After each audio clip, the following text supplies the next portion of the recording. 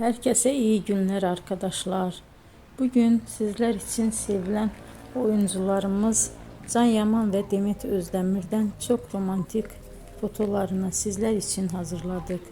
Onlar Erkenci Kuş dizisinde başrolları paylaşmış ve sevgili olmuştular.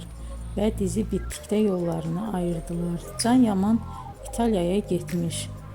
Orada yeni dizide rol almış arkadaşlar. Biz de sizler için onların en romantik karelerini hazırladık. Arkadaşlar kanala abone olup yorum yazsanız, videoları sonuna kadar izleseniz çok sevinirim. Hoşça kalın. Bizden bu kadar arkadaşlar.